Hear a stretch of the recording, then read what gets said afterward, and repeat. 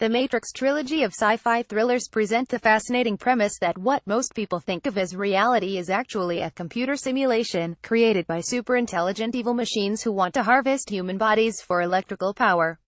But the notion that our reality is a simulation isn't just some clever plot device for screenwriters. A 2003 article in Philosophical Quarterly by Oxford University faculty member Nick Bostrom proposed that very thought right in its title. Are you living in a computer simulation? He went on to argue that it was a distinct possibility that we were living in a simulation, at least based what we are capable of deducing from the dark forest of our current ignorance. More recently, popular astrophysicist Neil deGrasse Tyson raised the prospect that we might not only be living in a computer simulation, but that simulation itself might have been created in a computer that isn't really that, but simply is part of a simulated reality in the memory of an even more powerful machine.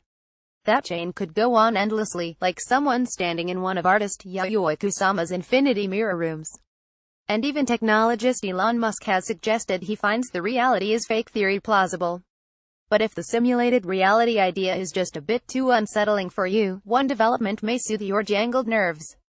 A new paper published in the journal Science Advances indicates that modeling reality from the level of fundamental particles would require almost unfathomably enormous amounts of computing power. From that, argue theoretical physicists and study authors Zohar Engel and colleague Dmitry Kovrizhin, you can extrapolate that creating a virtual reality, with all of the complexity that we can observe and calculate, would be pretty much impossible. That wasn't the question that the researchers sought to answer.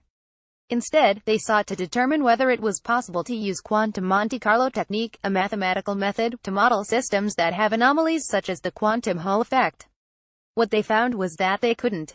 That's because as the number of particles being simulated grew, the complexity of the simulation increased exponentially, so that the amount of computing power has to double each time a single particle is added. While their paper actually doesn't go into the implausibility of the matrix, it seems to make the idea of a computer massively powerful enough to simulate reality seem about as likely as some real-life parkour enthusiast duplicating Trinity's chase scene stunts.